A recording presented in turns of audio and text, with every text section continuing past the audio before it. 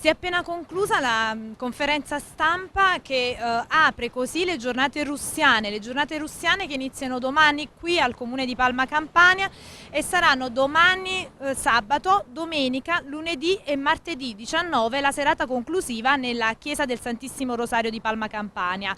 Giornate dedicate alla memoria di Vincenzo Russo, ma soprattutto al pensiero di Vincenzo Russo, come abbiamo potuto ascoltare dalle interviste fatte al primo cittadino, il dottor Anielo Donnarumma, all'assessore alla cultura, la dottoressa Elvira Franzese, e al direttore artistico delle giornate russiane, Dino Lauri. Vincenzo Russo è di tutti noi.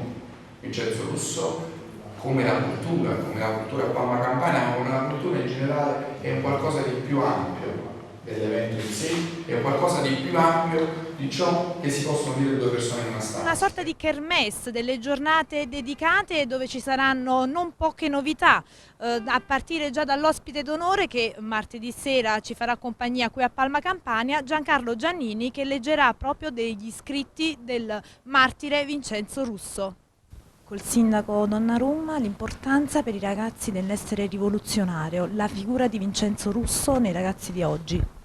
Sì, la figura di Vincenzo Russo deve essere l'esempio proprio dell'essere rivoluzionario ai giorni d'oggi. Cosa vuol dire? Vuol dire che mentre Vincenzo Russo è stato un martire rispetto alla rivoluzione napoletana, oggi non vuol dire che un rivoluzionario non possa essere un rivoluzionario anche all'interno degli schemi classici. Essere un rivoluzionario significa eccellere nelle proprie competenze, nelle proprie professionalità, in tutto ciò che si fa nel quotidiano. Oggi essere rivoluzionario significa appunto, laddove vediamo che qualcosa non funziona, anche se fosse solo la nostra comunità, fare qualcosa per cambiare il seguito delle cose.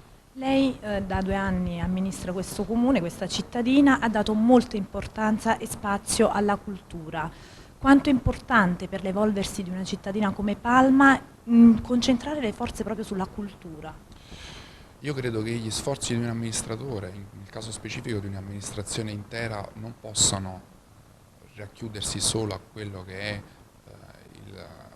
aggiustare il lampione piuttosto che la lampadina, piuttosto che il marciapiede, ma appunto uno sforzo culturale che bisogna fare rispetto all'educazione civica, rispetto a quello che eravamo, il passato, ricordare e portare questi buoni esempi quotidianamente, soprattutto alle nuove generazioni, sia un dovere più che un qualcosa da farsi, ma soprattutto perché se non c'è cultura non c'è storia e quindi non può esserci futuro.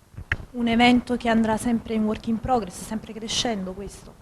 È un evento che va crescendo, ma soprattutto che deve andare crescendo anche oltre le giornate russiane di per sé. Ne parlavamo prima nella conferenza stampa, stiamo facendo uno sforzo importante per far sì che ci siano dei simboli all'interno del tessuto urbano, all'interno proprio della nostra città, che ci ricordino tutto l'anno chi è stato Vincenzo Russo, la sua figura, il suo simbolo, il suo esempio. Questo lo dobbiamo fare nel lungo periodo, cercando sempre più e facendo in modo che questa sia la città di Vincenzo Russo e che tutti se lo ricordino quotidianamente. Il fumetto è qualcosa che resta nel tempo, che va oltre le 3 giornate, quelli che saranno gli elementi che metteremo all'interno con l'arredo urbano, le statue, tutto ciò che faremo in nome di Vincenzo Russo servirà proprio a far sì che i giovani d'oggi si ricordino sempre di questo simbolo. In compagnia dell'assessore di Palma Campania, assessore alla cultura, Elvira Franzese. Elvira, un progetto che tu curi da anni, questo è il 20° anno che tra corsi e ricorsi, insomma, questa iniziativa delle giornate russiane vanno avanti. Nel 2013 è stato istituito un premio per le giornate russiane, la sua importanza e le scuole, quanto è importante che siano coinvolte le scuole. Sì, hai detto bene, sono 20 anni di giornate russiane, ovviamente tra scorsi e trascorsi, però è chiaro che è stato, sono state riprese ed è stato istituito questo premio Vincenzo Russo, dove si è cercato di coinvolgere in modo particolare le scuole, perché è importante che le scuole si aderivano alle giornate russiane, ma senza un coinvolgimento diretto aperto delle scuole per la conoscenza di questo nostro concittadino sarebbe rimasto sempre un po' così. Invece con il premio Vincenzo Russo e quindi con un concorso le scuole partecipano, sono state invitate diverse scuole e hanno partecipato non solo le scuole del nostro territorio ma diverse scuole di tutta la provincia. Noi abbiamo ricevuto circa 200 elaborati, ci sono voluti diversi giorni per poter diciamo, valutarli e poi scegliere i vincitori. È stata istituita una commissione ad hoc per queste 4 categorie inserite nel bando di concorso. Insomma c'è stato un grandissimo lavoro, così come le scuole sono state invitate a giugno per poter far inserire nel piano dell'offerta formativa triennale delle scuole questo progetto. Ma tutto questo perché per raggiungere un obiettivo. L'obiettivo, quello principale, è quello di promuovere la memoria storica del nostro territorio, quindi far conoscere alle nuove generazioni chi era Vincenzo Russo e perché è così importante per il nostro paese, che rappresenta in effetti sì, vero, un rivoluzionario, ma un rivoluzionario che praticamente trasferisce dei messaggi che adesso, attualmente, nella società di oggi sono attualissimi.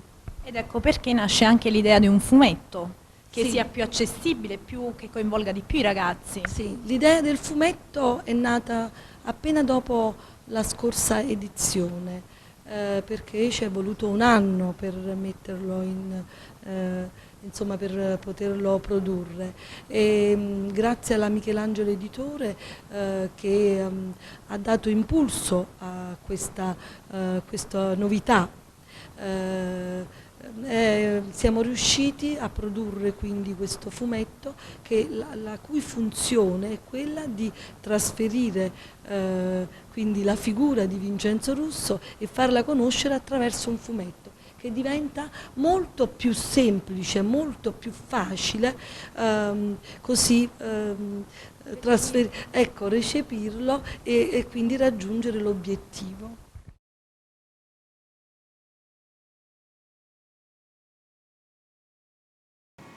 Con Dino Lauri, che è il direttore artistico delle Giornate Russiane ed è anche l'Angelo Editore, insomma, che ha edito questo fumetto sulla vita di Vincenzo Russo. Sì, abbiamo presentato il fumetto su Vincenzo Russo, ci tengo a dire che è stato sceneggiato da Marcello Bondi, un giovane modenese, una promessa nel campo nazionale del fumetto, già aveva pubblicato con Milan Dog e con Tex.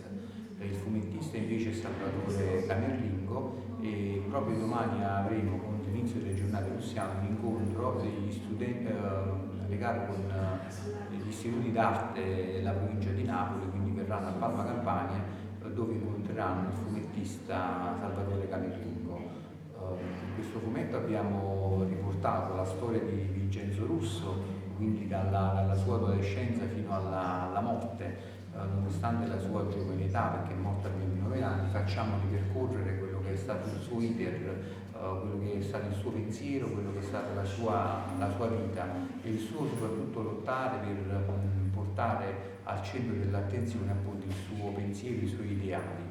Quindi ci sono anche delle tavole molto belle dedicate a Palma Campania, dove è possibile proprio rivivere Palma nell'800, nel 1799. Infatti si avverte anche una certa trasformazione del territorio, soprattutto quello che era allora Piazza Mercato, quindi con Piazza Mercato, così altre strade di Palma Campania.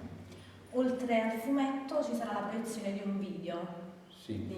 Sì, oltre al fumetto, quindi l'altra novità importante quindi è legata al territorio, con la proiezione di un filmato, di un cortometraggio che parla di Borgo Castello. Andremo a mettere in evidenza non soltanto gli aspetti naturalistici di Borgo Castello, ma anche e soprattutto quelli che sono gli aspetti architettonici, storici, artistici di questo piccolo borgo di Palma Campania, quindi che racchiude una storia millenaria fatta di tanti elementi ancora esistenti, appunto come il castello, come la parte del palazzo baronale, le chiese che si trovano al di sopra di castello verso la montagna di Monte Tribuc, quindi un cortometraggio direi importante non soltanto per rilanciare il borgo di Castello, ma per Palma Campania, per mettere in evidenza proprio quello che anche gli aspetti storici di Palma, quindi non soltanto come dire, legato ai personaggi che andremo a premiare, ma bensì